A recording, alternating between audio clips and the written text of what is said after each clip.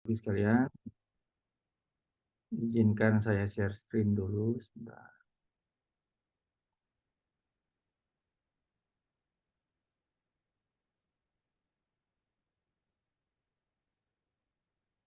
Baik, tema saya pagi ini adalah The Parable of Fig Tree, ya, atau perumpamaan tentang pohon ara, Bapak Ibu sekalian. Saya akan bacakan beberapa fakta mengenai pohon ara, Bapak Ibu sekalian. Ya, beberapa waktu yang lalu saya pernah cerita bahwa saya memiliki pohon ara di halaman rumah saya yang saya tanam kurang lebih 5 tahun yang lalu dan sampai hari ini terus berbuah, Bapak Ibu sekalian. Ya, nah pohon ara merupakan salah satu tanaman yang cukup terkenal di dalam Alkitab. Nama lain untuk ara adalah Ficus carica dalam bahasa Latin atau tenah dalam bahasa Ibrani. Dan dalam bahasa Arab disebut tin atau buah tin. Pohon ara merupakan tanaman asli wilayah sekitar Laut Tengah serta memiliki umur yang panjang. Kesemuanya mengemukakan bahwa buah pohon ara itu menjadi andalan di daerah yang kering tropis atau lembabnya subtropis, khususnya di Asia Minor seperti Iran, Irak, Yordania, Syria, Palestina, Israel, sebagian Mesir, dan sekitar Laut Tengah atau Mediterania, seperti Yunani hingga Spanyol. Pohon ara tumbuh secara liar. Jadi ini tadinya pohon liar, Bapak Ibu sekalian. Tetapi perlu dibudidayakan untuk mendapatkan hasil buah yang baik. Tinggi pohon ara dapat mencapai sekitar 12 meter, paling tinggi 12 meter, dengan diameter batang hingga 1 meter, dan memiliki cabang yang melebar, sehingga dapat menjadi tempat berteduh yang menyenangkan. Pohon ara cukup mampu beradaptasi dengan berbagai jenis tanah, bahkan dapat tumbuh dengan baik di tanah yang berbatu-batu. Adam dan Hawa mengenakan cawat yang dibuat dari daun pohon ara. Jadi pertama kali pohon ara itu disebutkan di dalam Alkitab, itu di dalam kitab Kejadian ketika Adam dan Hawa kedapatan telanjang, dia mereka tahu ketika makan buah pohon pengetahuan yang baik dan yang jahat, dan dia sadar bahwa itu mereka telanjang, maka mereka mengenakan cawat dari daun pohon ara. Ya, di beberapa wilayah Timur Tengah, daun-daun ara masih dijahit dan digunakan sebagai pembungkus buah-buahan yang baru dipetik dan dikirim ke pasar sebagai komoditas yang berharga serta untuk berbagai kegunaan lainnya. Nah, buah ara rasanya manis, dapat dimakan langsung, ya, atau dikeringkan menjadi kue, disebut kue ara. Itu ada di dalam 1 Samuel 25 ayat 18 ketika Abigail mengirimkan 200 kue ara kepada Daud dan pasukannya pada waktu itu, ya. Ada beberapa istilah yang digunakan mengenai buah ara. Yang pertama adalah buah ara musim kemarau atau buah ara paling akhir. Itu ada di dalam Yeremia 8 ayat 13 dan Yeremia 29 ayat 17 yang merupakan tuaian pertama dari bulan Agustus sampai musim dingin. Yang kedua adalah buah ara hijau atau buah musim dingin. Itu ada di dalam Kidung Agung 2 ayat 13 dan Wahyu 6 ayat 13. Nah, tidak mempunyai cukup waktu untuk matang sebelum musim dingin tiba. Buahnya tetap di dahannya dan menjadi kemerah-merahan pada hari-hari pertama musim semi. Tetapi bentuknya tetap kecil dan mudah gugur ditiup angin. Yang ketiga adalah buah ara bungaran yang matang sebelum musim kemarau. Ada di dalam Yesaya 28 ayat 4 dan Yeremia 24 ayat 2 serta Hosea 9 ayat 10. Dan buahnya ini paling disukai karena terasa segar dan enak. Buah ara yang matang pertama dapat dengan mudah jatuh jika pohonnya digoyangkan dan sangat bernilai karena rasanya yang lezat. Ada di dalam Nahum 3 ayat 12. Jadi pohon ara itu tidak pernah mengenal musim, selalu berbuah, ya. Tidak membutuhkan perawatan yang khusus. Cukup tanah yang baik dan sumber air tanah yang memadai, dan dia memiliki banyak manfaat mulai dari buahnya, daunnya hingga batang pohonnya. Baik, Bapak Ibu, saya masuk dalam firman Tuhan yang diambil dari Lukas 13 ayat 6 sampai 9, ya. Judulnya perumpamaan tentang pohon ara yang tidak berbuah, ya. Nah, dikatakan di sini, lalu Yesus mengatakan perumpamaan ini. Seorang mempunyai pohon ara yang tumbuh di kebun anggurnya. Jadi ini pohon ara yang ada di kebun anggur, ya. Dan ia datang untuk mencari buah pada pohon itu. Tetapi ia tidak menemukannya. Lalu ia berkata kepada pengurus kebun anggur itu, sudah 3 tahun aku datang mencari buah pada pohon ara ini, dan aku tidak menemukannya. Tebanglah pohon ini. Untuk apa ia hidup di tanah ini dengan percuma? Jawab orang itu, artinya jawab pengurus kebun ya, pengurus kebun anggur, yang menjawab, Tuhan, biarkanlah dia tumbuh tahun ini lagi. Aku akan mencangkul tanah sekelilingnya dan memberi pupuk kepadanya. Mungkin tahun depan ia berbuah, jika tidak, tebanglah dia. Jadi Bapak Ibu sekalian, waktu saya membaca kisah ini, perumpamaan ini cukup menarik. Jadi di antara kebun-kebun anggur, vineyard ya, kebun-kebun anggur yang kebun anggur itu pohon anggur tingginya kurang lebih 2 meter ya. Tetapi di antara kebun-kebun anggur itu ada pohon ara, satu pohon ara ya. Satu pohon ara yang tadi kita sudah baca itu tingginya bisa 12 meter. Ya, tingginya bisa 12 meter, diameter bisa 1 meter, dan itu benar-benar menyolok sekali di antara kebun anggur yang tingginya kurang lebih 2 meter. Seperti itu. Nah, saya coba cari gambarnya Bapak Ibu di Google. Nah, saya ketemu gambarnya ini ya, di sebelah kiri. Ini gambarnya, saya lingkari merah ya. Itu pohon ara di antara kebun anggur. Jadi sangat menyolok ya, pohon ara di antara kebun anggur. Nah, tadi kita udah baca bahwa pohon ara itu tumbuhnya liar. Nah, ini dicangkok, pohon ara yang liar itu dicangkok, ditaruh di kebun anggur. Ini sangat menarik Bapak Ibu sekalian ya. Sangat menarik. Karena kebun anggur itu bicara tentang orang-orang pilihan, orang-orang Israel, ya, orang-orang yang mewarisi janji-janji Tuhan pertama kali ya, Israel secara lahiriah. Tetapi pohon ara ini bicara tentang anak-anak Tuhan, kita yang bukan memiliki darah keturunan Israel atau Yahudi asli, tetapi kita dicangkokkan ya, secara rohani kita adalah Israel rohani. Kita dicangkokkan, ditaruh di kebun anggurnya Tuhan. Nah, di sini kalau kita lihat ya, yang terjadi adalah si pemilik kebun anggur itu ya, dia melihat ya, dia berkata kepada pengurus kebun anggur, sudah 3 tahun aku datang mencari buah pada pohon ara ini dan aku tidak menemukannya. Jadi Bapak Ibu sekalian, untuk diketahui, pohon anggur baru bisa dipanen ya, pohon anggur ya baru bisa dipanen itu setelah 3 tahun ditanam ya. Setelah 3 tahun ditanam baru bisa dipanen itu pohon anggur ya. Dan pohon anggur itu memiliki musim, jadi 3 kali panen dalam 1 tahun ya, itu buah anggur. Nah, pohon ara ini ada di antara pohon anggur ya. Kalau dikatakan 3 tahun dia bolak-balik ya untuk mencari buah pada pohon ara ini dan tidak menemukannya, asumsi saya waktu dicangkokkan di sana ya, bisa jadi itu dicangkokkan waktu dicangkokkan itu sudah besar gitu ya, pohonnya sudah bukan dari biji, istilahnya seperti itu ya. Artinya dia sudah lebih dahulu lebih tinggi dan lebih besar daripada pohon anggur yang 3 tahun baru dipanen ya. Tetapi 3 tahun dia bolak-balik untuk melihat panenan anggur, sekaligus dia melihat buah pohon aranya itu ternyata tidak ditemukan buahnya. Sehingga setelah 3 tahun bolak-balik, padahal 1 tahun itu buah anggur bisa dipanen 3 kali. Berarti kalau 3 tahun itu 9 kali panen, Bapak Ibu sekalian ya. 9 kali panen buah anggur. Dan itu tidak ditemukan sama sekali di pohon ara itu buahnya. Ya.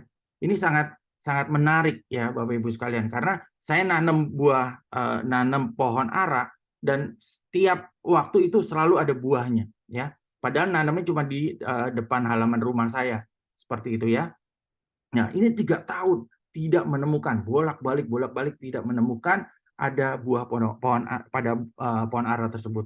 Jadi dikatakan, tebanglah pohon ini, untuk apa ia hidup di tanah ini dengan percuma. Nah, kemudian jawab orang itu atau pengurus kebun itu, Tuhan, biarkanlah dia tumbuh tahun ini lagi. Jadi minta extra time ya, minta perpanjangan waktu. Tahun ini lagi deh ya. Aku akan mencangkul tanah sekelilingnya dan memberi pupuk kepadanya. Bapak Ibu sekalian, saya percaya bahwa pengurus kebun anggur ini bukan baru pertama kali ini mencangkul tanah sekelilingnya dan memberi pupuk kepadanya. Ya, karena ini sudah 3 tahun. Kalau dia melakukan hal yang sama dengan pohon-pohon anggur yang ada di sana, di kebun anggur di sana, maka dia akan melakukan hal yang sama juga dengan pohon ara yang ada di tengah-tengah kebun anggur itu. Artinya ini bukan pertama kali dia mencangkul tanah sekelilingnya dan memberi pupuk kepadanya. Tetapi dia meminta perpanjangan waktu. Tolong deh, biarkan dia tumbuh tahun ini lagi. Aku akan mencangkul lagi sekelilingnya. Aku akan memberi pupuk kepadanya lebih banyak lagi. Akan mencangkul lebih bagus lagi supaya tanahnya gembur. Mungkin nih tahun depan ia berbuah. Ya, jadi masih ada ekspektasi, masih ada harapan dari pengurus kebun anggur. Jika tidak, tebanglah dia. Ya, artinya ada extra time 1 tahun lagi. Kalau tidak, ya sudahlah. Apa boleh buat, harus ditebang. Nah, 3 tokoh dalam Lukas 13 ayat 6 sampai 9 ini, pohon ara itu bicara tentang kita, anak-anak Tuhan, murid Kristus, anak-anak terang, orang-orang Kristen, ya. Dan pengurus kebun anggur, ya, yang minta extra time itu adalah Yesus sendiri, ya. Dia adalah pengurus kebun anggur milik Bapa di surga, ya. Pemilik kebun anggurnya adalah Bapa surgawi, ya. Ada di dalam Yohanes 15 ayat 1 dikatakan, akulah pokok anggur yang benar, kata Yesus, dan Bapakkulah pengusahanya. Jadi pemilik kebun anggur itu, pengusahanya adalah Bapa surgawi, ya. Yesus adalah pengurus kebun anggur dalam kisah ini, ya, dalam perumpamaan ini, ya, dalam parable ini, ya.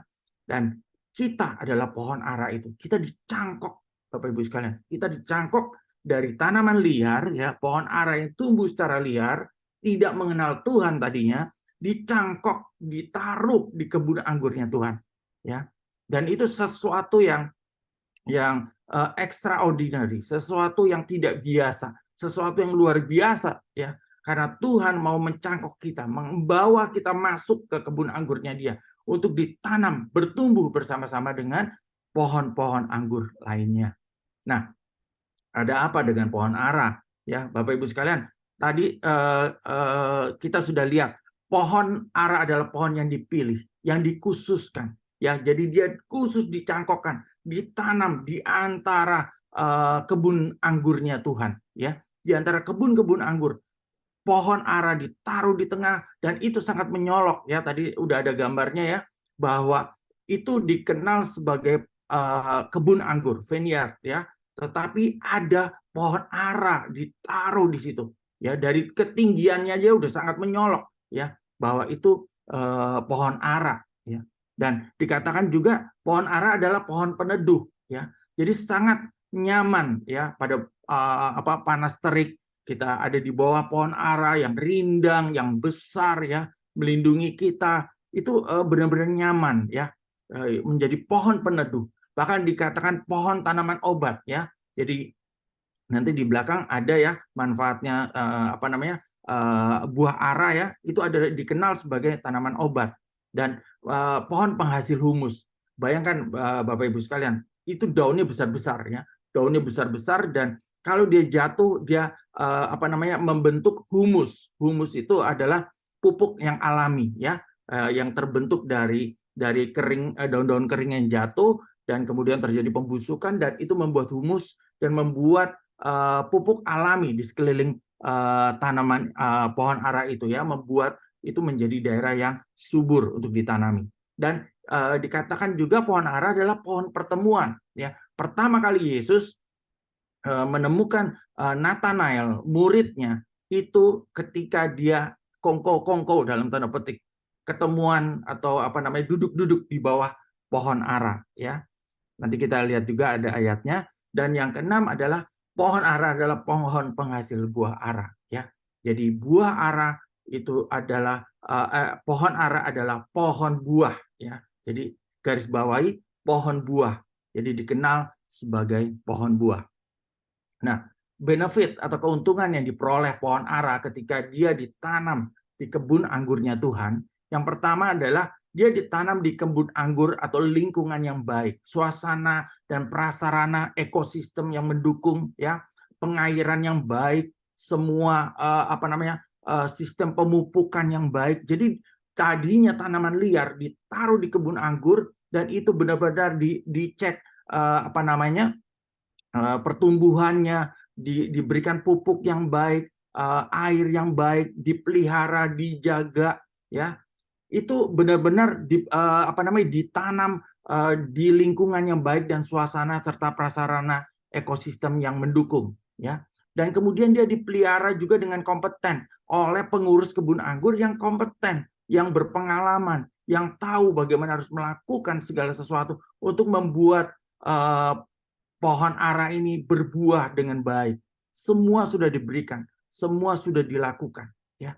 Dan dia juga mendapatkan perhatian khusus, ya. Bagaimana tidak, ya, pohon ara di antara pohon-pohon anggur itu selain sangat mencolok dengan tinggi yang luar biasa, rindang yang luar biasa, ya kan? Apalagi dengan buah-buahnya, ya, yang berwarna ungu seperti ini, itu mendapatkan perhatian khusus, ya, mendapatkan perhatian khusus dari pengurus kebun anggur dan pemilik kebun anggur. Nah, kemudian diharapkan, ada ekspektasi dari pemilik kebun anggur, dari ownernya, dari pengurus kebun anggur. Dia mengharapkan, dia berekspektasi pohon ara itu berbuah dan berbuah yang banyak dan berbuah terus-menerus, ya, continue, terus-menerus tanpa henti, ya. Dan yang berikutnya ada support dari sumber-sumber terbaik. Kita percaya bahwa pohon ara itu kalau dicangkokkan di kebun anggur, maka dia mendapatkan support dari sumber-sumber terbaik yang dimiliki oleh pengurus kebun anggur dan juga pemilik kebun anggur, Bapak Ibu sekalian. Nah, natur atau bawaan dari pohon ara adalah pohon buah, ya, pohon buah. Sehingga pohon buah tentunya yang diharapkan atau diekspektasikan adalah buahnya sesuai naturnya, sesuai bawaannya, sesuai esensinya. Kalau pohon buah yang diharapkan buahnya, kalau pohon buah ara yang diharapkan buah aranya, bukan batangnya atau bukan daunnya, ya. Yang utamanya karena dia adalah pohon buah, maka yang diharapkan adalah buahnya. Yang utama adalah buahnya. Demikian, Bapak Ibu sekalian. Nah, natur pohon ara dalam hal ini pohon ara, ya, tentu berbuah tentunya, ya. Sehingga ekspektasi dari pemilik dan pengurus kebun anggur adalah sangat wajar, ya, jika mengharapkan pohon ara untuk berbuah. Nah, ini adalah manfaat buah ara bagi kesehatan, ya. Selain melancarkan saluran pencernaan, bisa menjaga kesehatan jantung dan pembuluh darah, meningkatkan kekuatan tulang dan mencegah kanker, ya. Dia memiliki kandungan kalori 75, karbohidrat, serat, protein, gula, kalsium, zat besi, kalium, magnesium, fosfor, vitamin A, vitamin C, kolin, vitamin K, selenium, folat, vitamin E, vitamin B, bahkan dikatakan juga mengandung antioksidan seperti flavonoid, polifenol, quercetin, dan asam fenolik, ya. Jadi begitu banyak manfaat daripada buah ara. Nah, kalau kita melihat tadi kisah tadi, Bapak Ibu sekalian, 3 sikap pohon ara yang tidak boleh kita tiru, ya, di mana dia tidak berbuah, ya. Itu bicara tentang sikap yang apatis. Yang pertama adalah apatis. Apatis itu sikap masa bodoh, sikap apatis cuek, bukan sifat anak-anak terang, ya. Udah masa bodoh, nggak pedulian, ya. Itu sikap-sikap yang apatis, ya. Ini sikap pertama dari pohon ara yang tidak boleh kita tiru, yaitu sikap apatis. Yang kedua adalah sifat bebal, ya. Tidak bisa dinasehati, tidak mau dengar nasihat, menganggap lalu nasihat, ya. Tidak ambil peduli dengan nasihat-nasihat. Itu kebebalan, Bapak Ibu sekalian. Sikap kedua adalah bebal. Dan sikap ketiga adalah self-centered, ya. Bicara tentang diri sendiri, tidak berempati, ingin menang sendiri, tidak mau mengalah, tidak mau dikritik, dan fokusnya kepada diri sendiri terus-menerus. Itu adalah self-centered, ya.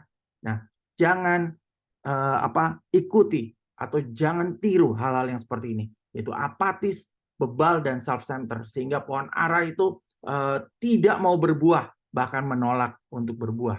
Bapak Ibu sekalian, tugas kita sebagai anak-anak Tuhan, ya, yang pertama Tuhan inginkan, ya, kalau dalam kisah pohon ara ini, Yaitu yang pertama Tuhan ingin kita menghasilkan buah.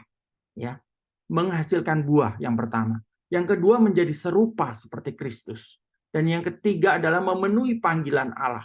Nah, ketiga hal di atas wajib dilakukan saat kita masih di bumi. Artinya saat kita masih hidup di muka bumi, tiga hal ini, yaitu menghasilkan buah, menjadi serupa seperti Kristus, dan memenuhi panggilan Allah, itu adalah tiga hal yang wajib dilakukan hukumnya selama kita ada di bumi. Karena kalau kita sudah dipanggil, kita sudah tidak di bumi, tiga hal ini udah tidak berlaku lagi, Bapak Ibu sekalian, ya, udah expired. Tugasnya ini selama kita ada di muka bumi, ya, menghasilkan buah, menjadi serupa dengan Kristus, dan memenuhi panggilan Allah. Nah, harus berbuah tapi tidak mau berbuah, ya. Yakobus 4 ayat 17 berkata, jadi jika seorang tahu bagaimana ia harus berbuat baik, tetapi ia tidak melakukannya, ia berdosa. Jadi seharusnya dia tahu dia harus berbuah. Pohon ara ini tahu dia harus berbuah. Nah, namanya juga pohon buah ara. Ya harus berbuah, ya. Kalau dia menolak naturnya, menolak esensinya, menolak bawaannya, saya tidak mau berbuah, ya. Karena tadi itu, ya, karena self-centered, ya, bebal, ya, seperti itu, ya, maka terjadilah Yakobus 4 ayat 17. Jika seorang tahu bagaimana ia harus berbuat baik, tetapi ia tidak melakukannya, ia berdosa. Jadi Bapak Ibu sekalian, ya, kita harus berbuah karena kita adalah memang pohon ara yang berbuah, yang diharapkan Tuhan untuk berbuah menjadi serupa dengan Kristus dan untuk menjalankan panggilan kita di muka bumi. Nah, Bapak Ibu sekalian, ada waktunya, ada keterbatasan waktu, ya. Dikatakan tadi 3 tahun berlalu, itu udah waiting time, ya, bolak-balik, ya, udah panen 9 kali tadi, ya, itu anggur, ya, karena 1 tahun 3 kali, ya, panennya. Nah, ini pohon ara 3 tahun bolak-balik si pemilik kebun anggur dan pengurus nggak melihat satupun buahnya. Jadi udah 3 tahun berlalu. Nah, 3 tahun itu bicara tentang masa, ya. Kalau di dalam Alkitab, satu masa itu ditulis 3 tahun atau 3 tahun setengah. Itu adalah satu masa. Jadi udah lewat satu masa, ya. 3 tahun berlalu, waiting time itu udah nggak terjadi apa-apa, nggak ada buahnya, ya. Nah, kemudian pengurus kebun anggur minta extra waiting time, extra time, 1 tahun lagi. Tolong 1 tahun lagi kasih, ya, supaya aku gali tanah sekelilingnya, dikasih pupuk lagi, disirami supaya mungkin dia berbuah lah tahun depan, ya.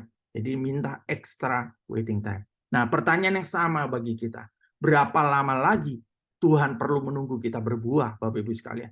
Berapa lama lagi, ya, Tuhan perlu nunggu kita menghasilkan buah buat Tuhan, ya. Karena Tuhan adalah pemilik kebun anggur. Dia adalah pengusahanya. Dan dia juga sekaligus pengurusnya. Jadi berapa lama lagi Tuhan perlu menunggu kita berbuah. Nah, yang pertama Bapak Ibu sekalian, buah yang dimaksud adalah buah pertobatan. Matius 3 ayat 8 berkata, jadi hasilkanlah buah yang sesuai dengan pertobatan. Ya. Di dalam terjemahan bahasa Inggrisnya, therefore produce fruit that prove your repentance. Ya. Nah, kita harus membedakan antara buah pertobatan dengan hati pertobatan. Hati pertobatan dan buah pertobatan adalah 2 hal yang berbeda. Hati pertobatan ada di dalam, ya, kasat mata, nggak kelihatan. Sedangkan buah pertobatan ada di luar, itu kelihatan, tampak. Nah, hati pertobatan adalah suatu niat, sedangkan buah pertobatan adalah perbuatan. Hati pertobatan dilihat oleh Tuhan Allah, sedangkan buah pertobatan disaksikan oleh Tuhan dan juga oleh manusia. Pertobatan mempunyai 2 aspek besar, aspek di dalam dan aspek di luar.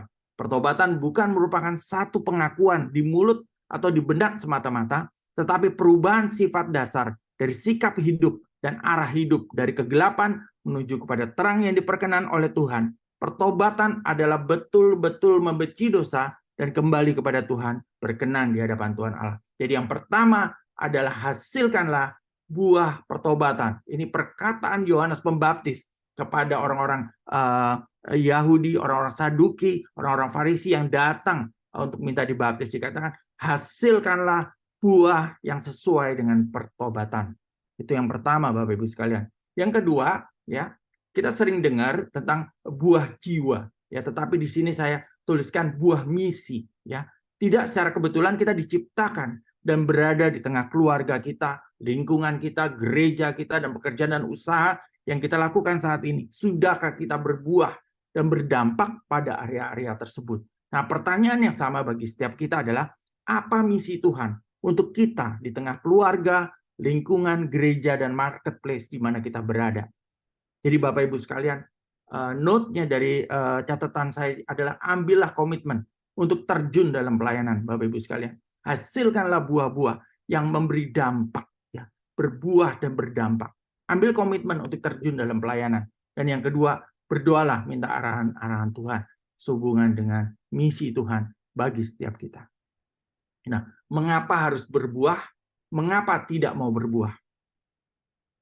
Ya, 3 alasan kenapa menolak berbuah.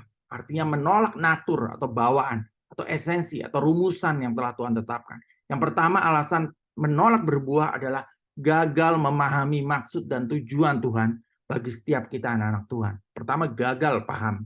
Yang kedua, tidak ingin berkonflik dengan teman dalam pelayanan. Mungkin pernah punya pengalaman dikecewakan, jadi nggak mau terjun lagi dalam pelayanan. Yang ketiga adalah self-centered tadi itu, selfish, egois, hidup untuk diri sendiri, tidak peduli dengan orang lain. Mau orang lain selamat, mau enggak, yang penting saya sudah selamat gitu ya.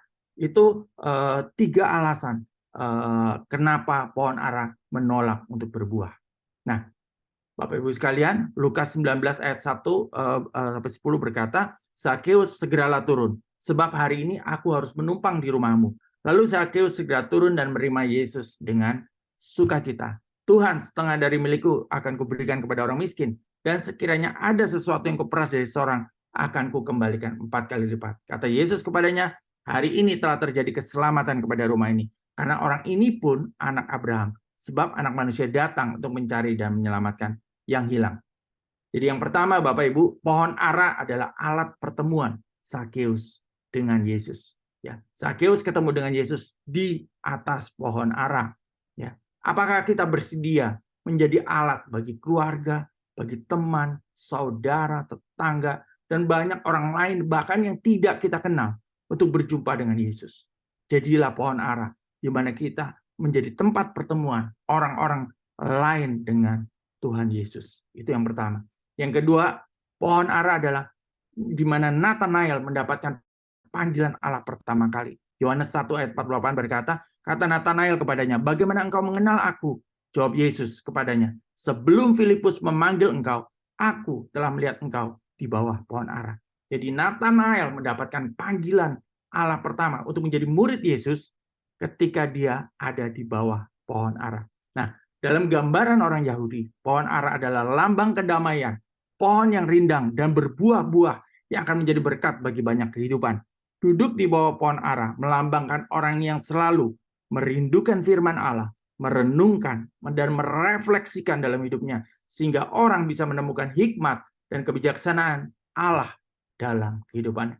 Jadi Bapak Ibu sekalian, jadilah pohon ara yang berbuah. Karena itulah natur kita, itulah bawaan kita, itulah esensi kita untuk kita menjadi pohon ara yang berbuah bagi Tuhan. Baik, Bapak Ibu sekalian, saya selesai. Besok Bapak Ibu akan dilayani oleh Bapak Freddy Setiadi pada jam yang sama dan link Zoom yang sama. Baik, mari kita berdoa. Bapak yang maha baik, terima kasih Tuhan. Kami bersyukur Tuhan. Engkau Allah yang setia Tuhan. Kami bersyukur kalau kami dicangkokkan di dalam kebun anggurnya Tuhan. Tuhan ajari kami untuk memiliki komitmen dalam kehidupan kami. Untuk berbuah, menghasilkan buah pertobatan, ada buah misi bagi Tuhan. Supaya hidup kami bukan hidup yang sia-sia, tapi hidup yang produktif, hidup yang berbuah, hidup yang menyenangkan Tuhan. Terima kasih Bapa di surga. Berkati Tuhan setiap anak-anak-Mu yang berkumpul pada pagi hari ini dalam Zoom meeting Tuhan. Kami berdoa di dalam nama Tuhan Yesus, kiranya berkat Tuhan turun, berkat kesehatan, berkat pemeliharaan, berkat pertolongan Tuhan, kemurahan Tuhan, penyertaan malaikat, dan perlindungannya daripada Tuhan menyertai kehidupan kami sepanjang hari ini, sampai Maranatha Tuhan datang yang kedua kalinya. Dan setiap kita yang telah menerima berkat Tuhan, katakan bersama-sama, amin. Tuhan memberkati. Thank you.